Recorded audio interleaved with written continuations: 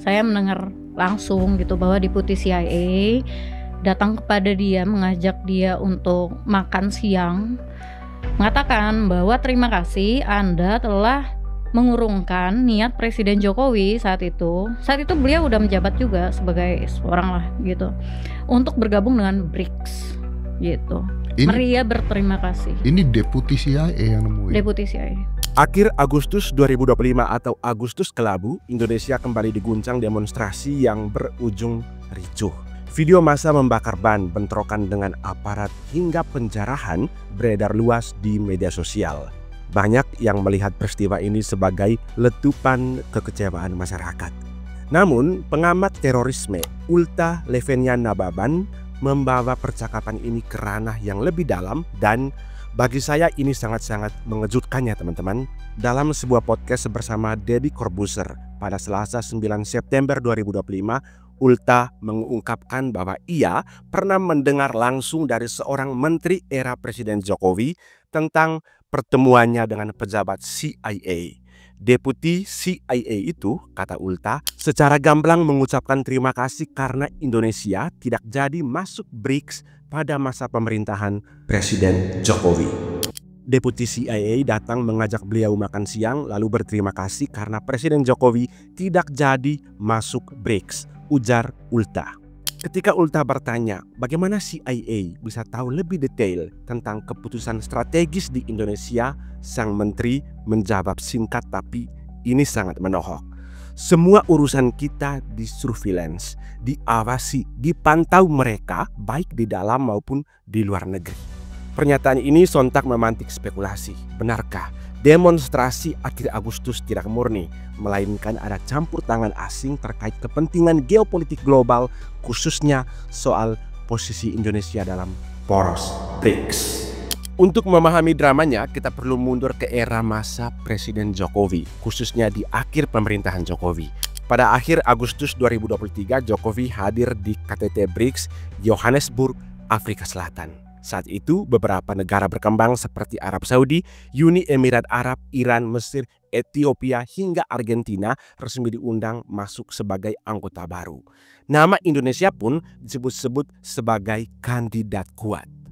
Namun Jokowi kala itu mengambil sikap hati-hati. Ia menegaskan bahwa Indonesia tidak terburu-buru bergabung ke BRICS. Alasannya pertama karena ada prinsip bebas aktif, habis itu juga ada kalkulasi ekonomi hingga pertimbangan politik domestik. Menjelang akhir masa jabatan, Jokowi lebih fokus pada ibu kota negara, hilirisasi nikel dan legasi pembangunan ketimbang membuka front baru dalam diplomasi global. Dengan keputusan itu, Indonesia kemudian tidak jadi masuk BRICS pada era Jokowi. Dan disinilah cerita Ulta terasa makin relevan. Menurutnya, seorang menteri Jokowi sendiri menerima ucapan terima kasih dari Deputi CIA atas keputusan tersebut. Namun tiba-tiba situasinya berubah drastis setelah Jokowi lengser. Pada 6 Januari 2025, Brasil sebagai ketua BRICS mengumumkan Indonesia resmi diterima sebagai anggota penuh. Presiden Prabowo Subianto menjadi motor pengajuan ini, menegaskan bahwa Indonesia harus berada di garda depan poros selatan dunia. Tak berhenti di situ, pada Maret 2025 Indonesia juga mendaftarkan diri menjadi anggota New Development Bank atau NDB milik BRICS yang diharapkan menjadi alternatif untuk menyaingi IMF dan Bank Dunia. Langkah ini menandai pergeseran diplomasi Indonesia ke arah multipolaritas.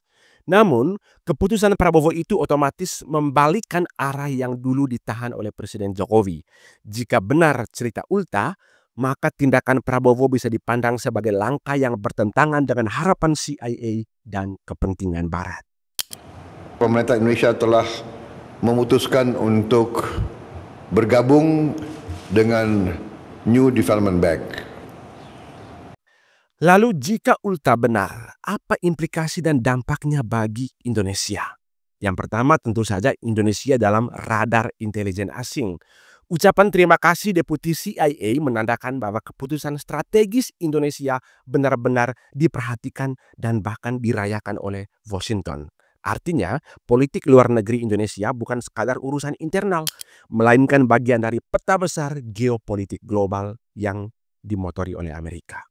Kedua, Prabowo sedang mengambil risiko. Dengan masuk ke BRICS, Prabowo secara tidak langsung menantang kepentingan Barat.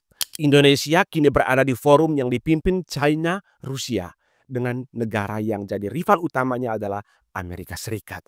Risiko tekanan diplomatik, ekonomi, bahkan operasi intelijen justru semakin terbuka di era Presiden Prabowo berkuasa. Dan dampak yang ketiga adalah demonstrasi dalam bayang-bayang geopolitik. Jika benar CIA dan intelijen asing begitu intens memantau mengamati gerak-gerik kita, maka wajar bila muncul spekulasi bahwa kerusuhan akhir Agustus atau Agustus Kelabu tidak sepenuhnya organik. Sebagiannya itu organik, sebagiannya lagi sudah digoncengi atau ditunggangi oleh asing. Maka besar kemungkinan bahwa protes warga kemudian diperbesar, dimanfaatkan, ditunggangi untuk melemahkan stabilitas pemerintahan Prabowo yang baru saja mengikat komitmen dengan BRICS. Dan yang paling penting teman-teman, jika cerita ulta ini benar, maka ada dua perbedaan. Era Jokowi, Indonesia ditahan di luar BRICS, dan konon ada ucapan terima kasih dari CIA.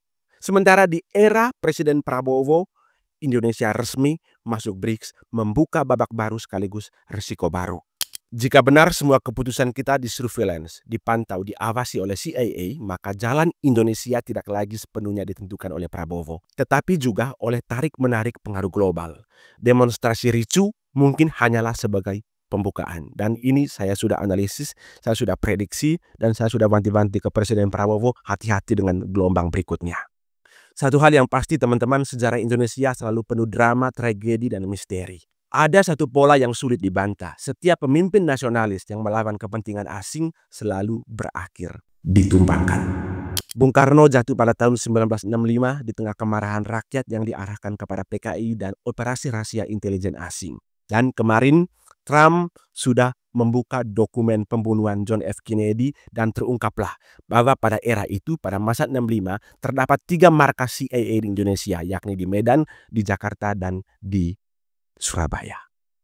Lalu kini ada Agustus Kelabu 2025 yang membuka babak baru demo kerusuhan penjarahan yang disebut-sebut ditunggangi kepentingan besar. Apakah sejarah sedang berulang? Apakah siklus tumbangnya pemimpin Indonesia sedang mengintai Presiden Prabowo Subianto saat ini? Satu hal yang pasti, Prabowo yang dikenal sebagai sosok nasionalis dan berpihak kepada ekonomi sosialis kini menantang tatanan global. Ia melawan dominasi asing lewat hilirisasi, menolak tekanan Uni Eropa, tidak hadir di acara G7 tapi memilih berdiri sejajar dengan Putin, Xi Jinping, dan Kim Jong-un. Dalam sejarah, posisi seperti ini sangat berbahaya dan Bung Karno sudah membuktikannya. Pertanyaan besar adalah, apakah Prabowo akan menjadi target berikutnya? Silakan teman-teman berbagi pendapat di kolom komentar.